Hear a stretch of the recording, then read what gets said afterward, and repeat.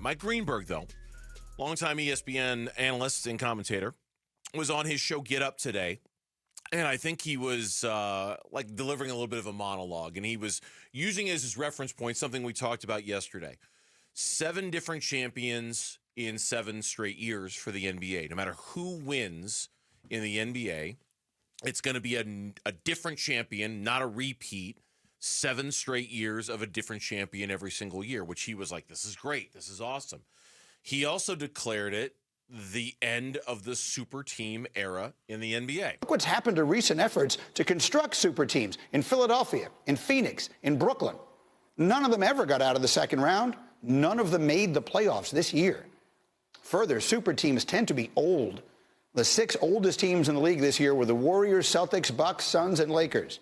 None of them are still in it. One of them didn't even make the play-in. So what does all this mean?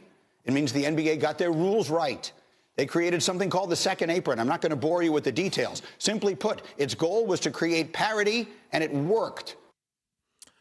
I remember speaking with a GM, and we talked about this, and he told me what the Suns are trying to do doesn't work now with the aprons. What, 5 years ago, yeah. Mm-hmm. 10 years ago, sure. But what they're trying to do now, it doesn't work. It's not going to work. It was, one of the high-end executives in the league. Like a year ago, I think, right? No, it was this year. Oh, was it? It was this year. It was at the beginning of last season. I think it was a trade deadline, right around the trade deadline or something. I thought it was earlier. And it was just like, it just doesn't, that just doesn't work now. Now, again, Giannis is going to get traded. He's going to get traded somewhere where there's another superstar. You want to call that a super team? Maybe. I think super team is really defined by, to me, a super team is 3 players taking up all your salary, not 2. 3 players take 3 players now taking up all your salary. Now you're restricted. You can only sign veteran minimum guys. Mm-hmm. You can't aggregate salaries. You can't do all of those things. So if you have 2 superstars and then a bunch of other good players, like you look at the Nuggets, like you got Jokic and Murray making all the money. Aaron Gordon makes a lot of money. Porter Jr. makes a lot of money. Mm-hmm. They've had a lot of restrictions with what they can do because that money's tied up and they had to lose key players off their roster. But I kind of like the way that they've done it. It's tough because do you want to build a team with a lot of depth or do you want to build a team with more star players? Yeah, and do you want to your point, if you're the San Antonio Spurs and you've got a chance to go get Giannis, what, you're going to tell me that you're not going to do it because, oh, no, super teams don't do it. No way. We're not putting together. It depends on the player and it depends on the situation. But I think at the core of it, for the most part, it is over. And it is, I think more than anything, it's not the lack of success of the Phoenix Suns or the Brooklyn Nets or the Philadelphia 76ers that's going to dictate it being over. It's going to be the second apron that's going to be the undoing of it all. I mean, to your draft point, picks frozen, move to the end of the draft. It's just too punitive. It's just too hard to overcome. It's just too restricting, and it takes your margin for error and it reduces it to nothing. You've got to get everything else right. You've got to get every vet minimum guy right. You've got to get every draft pick right. Now, for the Suns situation, it sucks even more because they don't have their draft picks and they're not in control of their own destiny in terms of if they lose, being able to reap the benefits of that. But I think more than anything, I think teams will always want to acquire great players and team them with other great players. But I think the minute they start inching towards that second apron, they will run for the hills because that stuff just don't work. It just doesn't work. Minnesota got off Cat, turned him into DiVincenzo and Randall. Mm-hmm. I don't think Randall makes a decent amount of money, but not what he made, not what Cat makes. That was one of those rare trades where it worked for the Knicks and it kind of worked for the Timberwolves. Yeah, it did. It worked for everybody involved. It did. But I think it now. Will the Suns?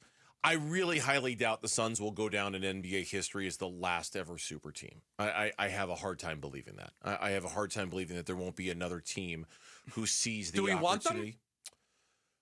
Do we want the super teams or do we like the parity? 7 different champions in 7 different years. This is cool. You like this better than a dynasty? I think this is cool. Okay, I'm going to tell you something. You're not going to remember Like, if I said, name the last 7 champions, you might struggle.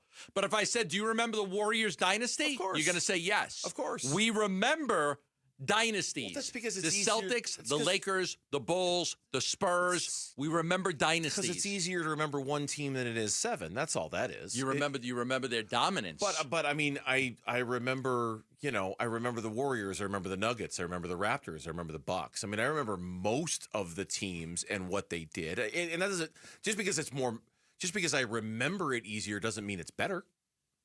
Does it? I mean, just because the just Raptors with Kawhi Leonard winning the one championship than Kawhi bolts compared to the Warriors dynasty. But the fact that it's somebody different the next year, and then it's somebody different the year after that, and somebody different after that, it's not that I'm celebrating the greatness of the Raptors. I'm celebrating the greatness of difference.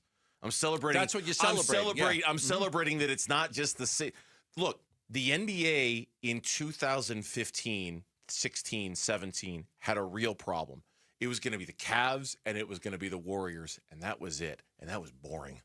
You can say all you want about the greatness of dynasties. It was boring.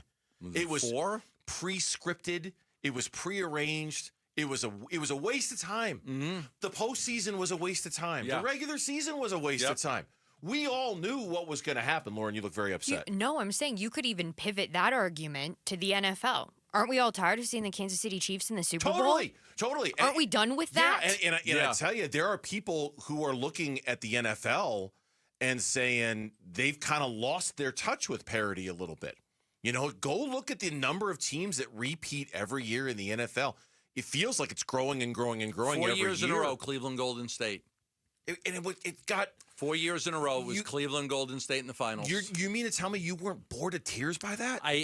Yes, I hated it. I hated it. What I'm saying is there is something about the greatness of a dynasty. Sure, Duncan, Ginobili, and Parker, Bird, McHale, and Parrish, Magic, Worthian, and Kareem that is different than Giannis and the Bucks. It's a Kawhi and the Raptors. It's different. It's a question of taste. I like it better this way. I like it a lot better this way. Yeah. A lot better. And I'm not saying that it's not better. I'm just saying that there is something about the greatness of a dynasty that is everlasting. You'll remember Mahomes and the Chiefs a lot more than you'll remember, I don't know, Nick Foles leading the Eagles to a Super Bowl. Yeah, but that's not... I'm not saying it's better. I'm not trying to say it's better. I'm saying that the dynasties are what you remember more. You remember the dynasties more because of the overall length of greatness. To your point, do we want the Phoenix Suns to be the last ever? They're not going to be, but do we want them to be the last ever super team? I mean, that's a weird question because there's part of me that would like to think that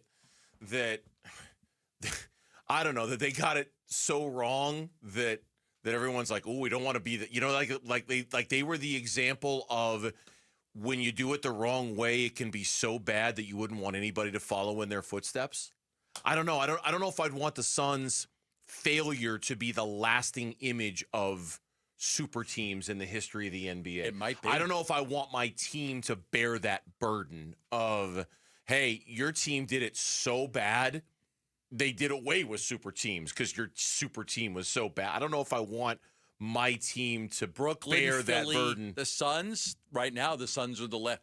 Because the Suns failed so miserably at it, though, it's different. But they won't be. They won't be the last one. No. They won't be the last one. Thanks for watching Burns and Gambo. Click to see more from the guys and hit the button in the middle to subscribe so you never miss a video from Arizona sports.